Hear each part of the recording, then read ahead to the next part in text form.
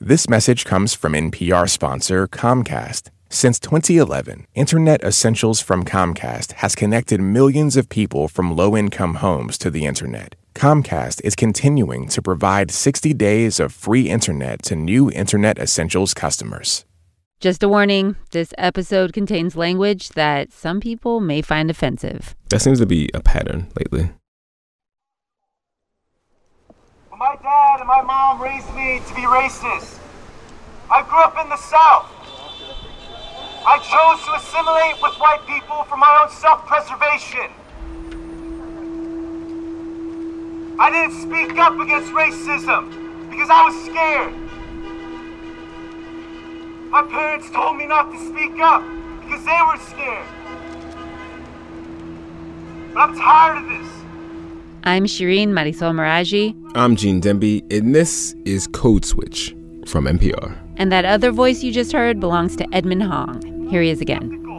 I was raised conservative in the white South. I thought I was white the entire time. I played football, I wrestled. But I loved black culture, but I couldn't stand up for my black brothers. Edmond Hong is Korean American, and what you're hearing is a speech he made at a protest in the heart of LA's Koreatown. That rally happened about 6 weeks ago at the start of June when protests were erupting all over the country. I went to Black Lives Matter as a skeptical observer, as a silent Asian American. And I went there and my heart was broken. And my conservative bubble and worldview was shattered. And it set me on this long journey to figure out what the fuck was I believing my entire life. Believing that injustice against black people isn't worth fighting for or just isn't your fight. Ignoring your own relative privilege. Edmond said, speaking to the many Asian American people in the crowd in front of him, that ain't gonna cut it no more. The Asian minority is a sleeping giant. There are so many Asian Americans who are sleeping, who are silent, who are complacent, who are content. Even right now, I've been to a handful of rallies, as many as I can, without trying to get my ass sick. It's real. I'm double masking it up. Hot as hell out here. But here it's a little different. I'm not gonna lie, it's a little different here. The energy's a little quiet. This Asian American spirit is still here.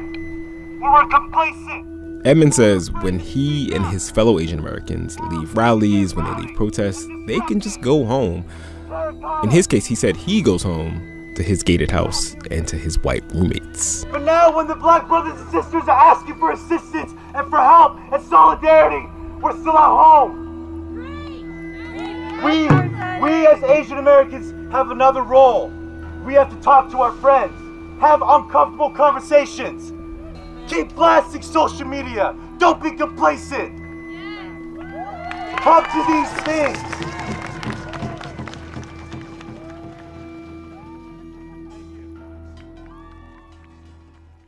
Gene, you know Edmond never planned to make that speech. Mm-hmm. It wasn't written down ahead of time. And when he got to the rally, he says he was just overcome with all these thoughts and all these emotions, and he just had to say something. Yeah, you can hear in his voice, like, he was moved by the spirit. Yes. And we've been talking about this a lot on the show recently because a lot of people are feeling all this urgency to talk and to think about anti-blackness specifically. So today on the show, we're going to hear more from Edmond Hong about the issues he's grappling with right now. What role do Asian Americans play in fighting anti-black racism? Which makes me think of that cliche. You got to know your past to understand your future. So we're going to hear from a historian who reminds us that, as usual, none of this is new. Asian American organizing and activism goes back a really long way. All of that is after the break.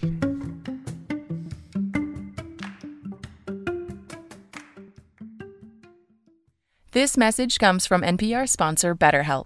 BetterHelp offers licensed professional counselors who specialize in issues such as isolation, depression, stress, anxiety, and more. Connect with your professional counselor in a safe and private online environment when you need professional help.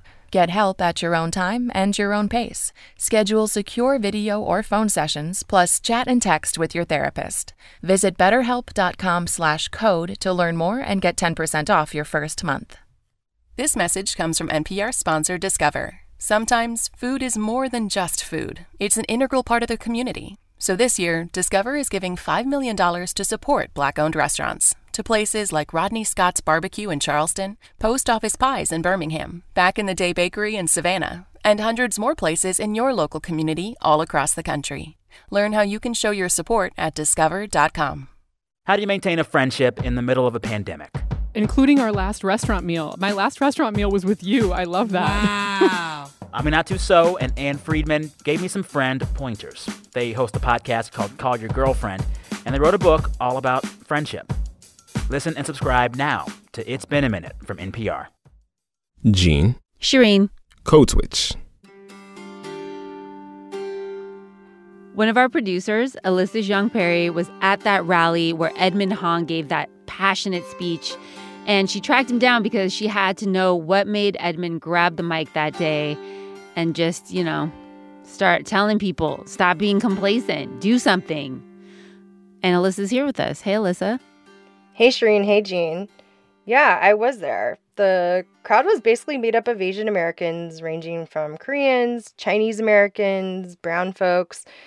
There were a lot of Asians for Black Lives signs, yellow apparel for Black Lives, and Korean drummers were out there. It was pretty remarkable to see this guy run up there and pump the speech literally out of nowhere. Talk to these things. Thank you.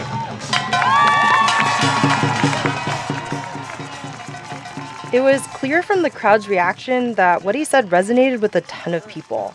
So who is Edmond Hong? So Edmund is 28. He's a chef and he lives in Los Angeles, but he actually grew up in the suburbs of Atlanta, which he said was pretty white.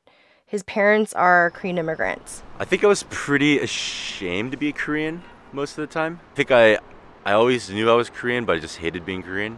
And then I tried to be, I think mostly subconsciously tried to be as white as possible and just kind of. By the way, I totally relate because I too grew up thinking I was white. Yeah, so for people who don't know this, they wouldn't know this because it's the first time you've been on the podcast, but you are, in fact, yourself Korean American. True, but I was raised by white parents. Edmund's parents are Korean immigrants. He says as an adult, he now looks back and realizes the ways that his family was racist. Sometimes it came from his dad. I remember distinctly, like in high school, he would just be like, Edmund, you can date any kind of girl you want as long as it's not like Black or Latino. It was like those kinds of comments. And then I would just brush it off as a kid, but then growing up, it just kind of seared in my head in a way, and then... Guess he's not dating us, Gene. Guess not. You missed out, Ed. You could have got this good code switch loving. Anyway, that's your loss, bruh. Sorry. Digression.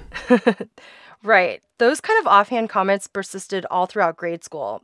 After that, Edmund went to college for a little bit. He dropped out of his sophomore year and joined a Southern Baptist missionary group, which he said was really conservative and all white. I'm just going to assume here he wasn't getting any counter programming, which, often happens when you're in college. But then he left college and he joined this missionary group, which sounds just as conservative as the household he grew up in. Pretty much. But then came 2016. Victory, Donald J. Trump will become the 45th president of the United States. Donald Trump is the president of the United States. Like with so many people, that election was a turning point for Edmund. Made me a little more self-aware of like what it means to be a conservative in America and what it means to be more quote-unquote liberal, I guess. And I just realized a lot of conservative values were just very like, it just felt like self-preservation in a lot of ways. Did he explain what he meant by self-preservation? Yeah, so I think to him it means making decisions and having political beliefs that are individualized rather than communal. Okay, so Trump is elected and he starts to rethink a bunch of stuff. But there's still a big jump from that and grabbing a megaphone and taking the stage at a Black Lives Matter rally. So what happened to get Edmund to this point? So he told me he started talking to his more liberal friends, and some of them took him to his first BLM protest in Atlanta, probably around 2015, 2016. And over time, those conversations started to challenge what he described as his conservative Christian beliefs. You know, I just felt like more and more, like I just was consuming so much of that and just seeing like how jacked up our prison system is, like the for-profit prison system, seeing how policing actually happens in like low-income and Black neighborhoods. And all this newfound knowledge is changing his worldview. And in that speech, we heard him tell the crowd, don't be complacent, have uncomfortable conversations. So has he practiced what he's preached? Has Edmund had any of these uncomfortable conversations with his friends or his family about what he's learned over his lifetime, or, you know, what he's had to unlearn because of them? You know what? Yes, he has. Edmund's mom follows him on IG. Ugh. Parents following you on the socials? Come on, that's just living dangerously. Why? I agree. Oh, I totally agree. Mine is private for that reason. Anyway, he said his mom saw him posting about Black Lives Matter and different protests that he's been attending, and she's definitely had some things to say. The most recent time we talked about it, she was like, love that you're doing this, but she was like, what about Asians? Like, what about our rights and all these different things? Did Edmund have a response to that? We immigrated into a storyline that is so much bigger than us kind of thing. And just telling her that I think when you elevate and when you support Black communities, it will help every minority. Alyssa, I heard Edmund's full speech, and I was moved because you could really feel that emotion in his voice, and it's hard not to be moved. But the one thing I couldn't shake was how he kept categorizing Asian Americans as quiet. He used words like complacent and silent and quiet and content. And as we all know, these are age-old stereotypes. Yes, Shireen. He was definitely splashing around in some problematic waters there. What's that about? Oh, definitely. Even after the speech, he doubled down on that idea. I've always noticed how Asian Americans are we're just very quiet, and we don't like to stir the pot a lot. It just felt like everybody wanted to be there, but they didn't really want to fully participate kind of thing. I mean, okay, so that just strikes me as the kind of thing you say if you don't know a lot of Asian American people, or if your experiences with Asian American people have been mediated by white people in some way. You know what I mean? Totally. And I think this is also part of his own reckoning with himself as an Asian American and his place in the United States. Right. Questioning everything he believed before and looking at some of the qualities that he saw in himself, and then suddenly seeing them not as neutral, but part of this bigger communal systemic problem. I hear that. I do hear that. But I can also imagine some people listening going, sounds like you just discovered racism and now you're lecturing me about being too quiet. Who are you again? Yeah, you just got here, bruh. And that seems like a big theme in this moment. It's like they say, there's no one more pious than the newly converted. Mm-hmm. Which is exactly why I spoke to Kim Tren. I am an anti-racist consultant, and I'm writing a book about solidarity across race. She says Asians have been organizing since they got here in the 1800s, with Chinese, Punjabi, Sikh folks pushing against racism, and there have been movements ever since then. But the start of the kind of organizing we see today out on the streets began much more recently. The roots of what we know today as Asian American activism begins around the same time as the Black American Civil Rights Movement in like the 60s, right? That's when we see it gain a lot of traction. And she says there's something kind of unique about Asian American organizing. Asian American organizing is differentiated from other racial groups like indigenous or native organizing or Chicanx, Chicano organizing and Black American civil rights struggles by the fact that it's always been really coalitionary based.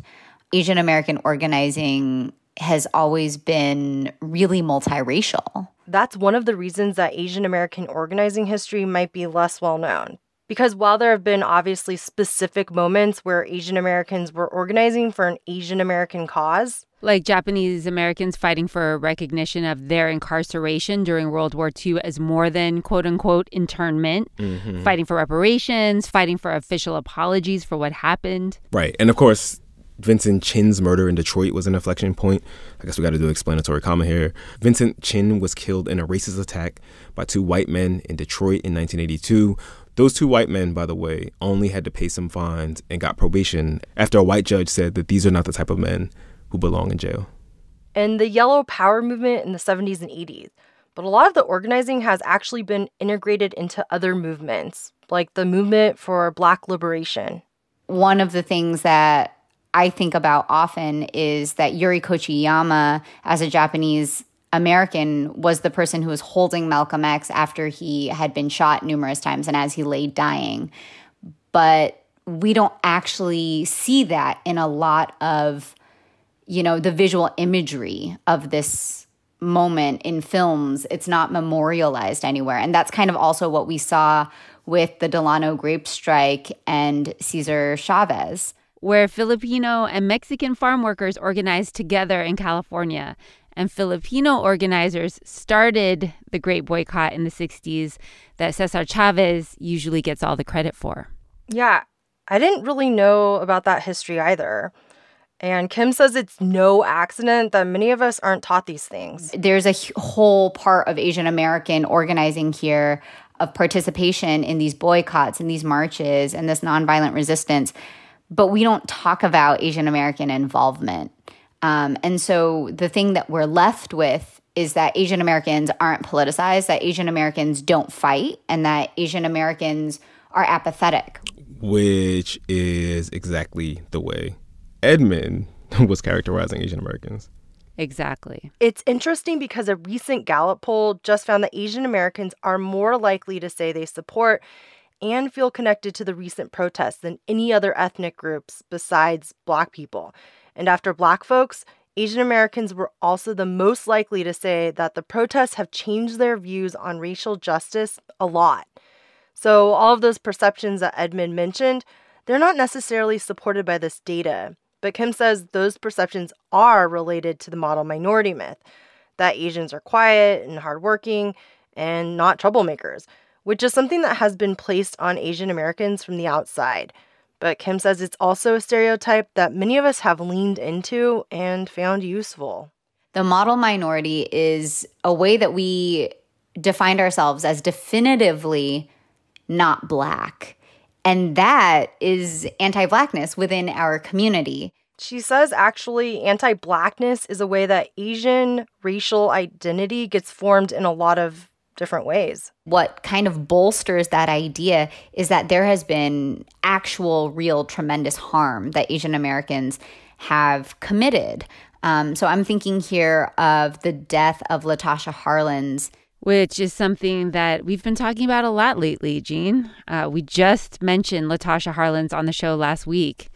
She was 15 years old and walked into a convenience store in South Central LA to buy some orange juice and was shot in the back of the head by the store owner, who is a Korean immigrant named Soon Ja-do.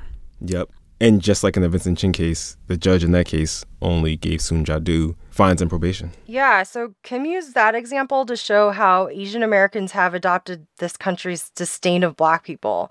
It's a deeply American idea that Black people are bad. They're scary. And to be truly American, you need to think that too. There are some realities to being Asian American, and that is that we are perpetual foreigners in this country, and that aspirational whiteness is granted to a lot of East and Northeast Asians, right? So it seems like what's available to us, at least it did before the coronavirus really took place, it seems like whiteness was accessible, was possible for a lot of us. And some folks are really comforted by that because it's, this white supremacist idea that you could climb the racial ladder. And that's what happens with so many different groups, right? Certain communities have more opportunities to saddle up right next to whiteness, aka Americanness. But as soon as something goes down, the economy tanks, or there's any sort of threat, it's like, oops, You thought you were white, but psych. Shout out to all my Iranians. Right? Like you thought.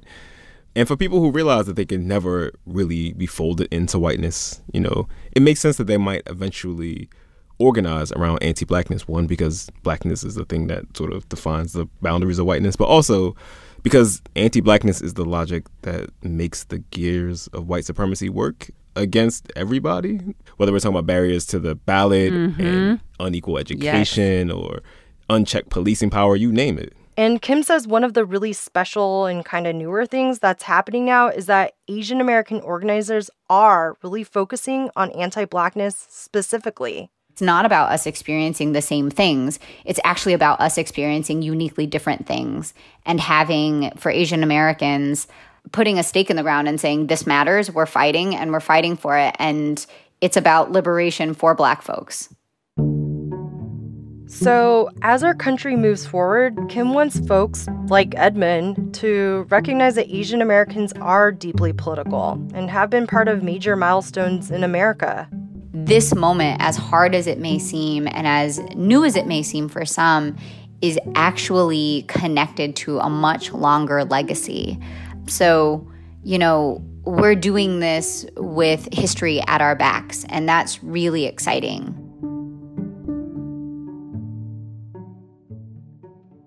It's been more than a month since Edmond Hong gave that speech here in LA's Koreatown. And since you first spoke with him, Alyssa, about this newfound passion he has for social justice and how he really wants to learn how to be an anti-racist, have you checked in with him since? Yeah, I have. So our first conversation left off with him telling me that he was eager to keep going out there in the streets, learning more about systemic racism and all that. But when we recently talked, he says he's been more introspective. I think for the first month or so, I was very like,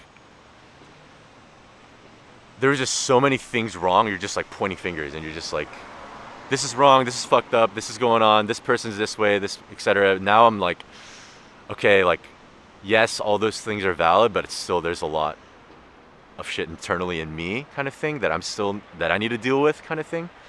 So yeah, he told me he's stopped going out to protests and rallies. The one he was at in June happens every first Saturday of the month, and this past July he didn't go. Partly because of the pandemic, numbers are getting pretty bad here in LA, partly because he's cooking again, so he's running a pizza pop-up, and partly because... Frankly, it feels pretty hopeless in a lot of ways, like in the sense of like, it just seems aimless almost sometimes to see constant posts about how Breonna Taylor's killers are still out and free and how like... And we've said this before, it's not easy to sustain the kind of outrage and anger and passion that you need to keep going out there and to keep marching. And it's one of the reasons that you need to be in community with people, right? Like, so they can hold you accountable, so they can have your back, so they can support you. Yeah, so they can give you that energy when you don't have it. Exactly. And I know it can be really disheartening to feel like there's no movement when there was maybe so much momentum just a couple of months ago. And also, if you're not as affected by all of these things directly, if you have the luxury of going to your, as Edmund said in his speech, gated home with your white roommates, I can also see how that can, you know, change your relationship to the kind of social justice work that Edmund thought he was going to be doing. For me too, I think that's something that I'm wrestling with. It's like, I feel like I live in a bubble of privilege still as an Asian American, and still, even though I went to these protests and still trying to be more empathetic and understanding of these, I still feel like there's still a bubble of that, you know? And like, I think I'm constantly... It's hard to examine your own privilege, and it can be shocking at times. It's one thing to say, stand up to people, have uncomfortable conversations, and it's another thing to do it consistently. So I have a lot of white friends, and I still find it hard at times, even now, to stand up when they say stuff that's racist. I really need to work on checking myself still all the time, which is something Edmund says he's doing often too. I was wearing a shirt that says "No justice, no peace," and then a black homeless person came up and asked for cash, and I didn't have anything. I didn't even like really... I was back to my normal self, just like, I didn't give him the time of day, you know? And so it was just kind of like, literally right after, I just felt like shit, and I was like, oh man, do I really care about everything that I'm saying when It's like literally right in front of me, and I'm still... This is lifelong work, and it's not easy. Totally. You start wanting to change the system and quickly realize it's not a sprint. It's a marathon. The problem with the marathon analogy is that it presumes an end. Totally. So I asked Edmund if he understood what he's doing isn't new. We talked about many of the things Kim mentioned: the civil rights movement, the Filipino grape workers, the long history of Asian American activism, that other Asian Americans have been running this race for a long time. Yeah, the power of like freaking knowing, I guess, or understanding, because it's like, I think, at least for me, I had no idea about that at all. Yeah, how does it make you feel when you hear that? It's pretty empowering, to be honest. It's kind of, it makes me want to dig a lot more and understand more and see kind of what their lifestyle was in a lot of ways.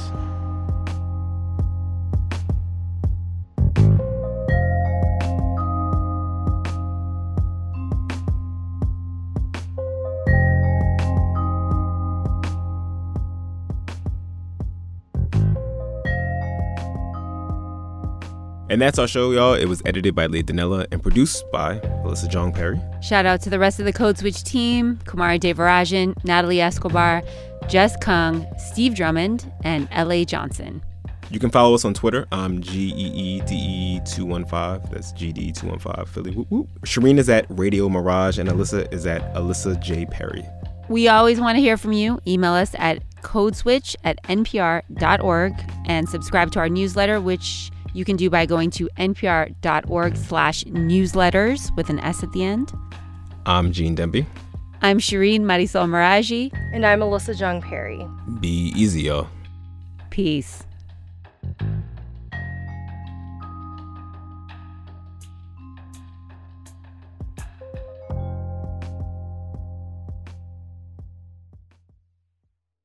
I'm Jen White, the new host of NPR's 1A, a daily show that asks America what it wants to be. Hear from people across the country, listeners like you, with conversations for the relentlessly curious on the issues that matter most. Join me next time on 1A from NPR and WAMU.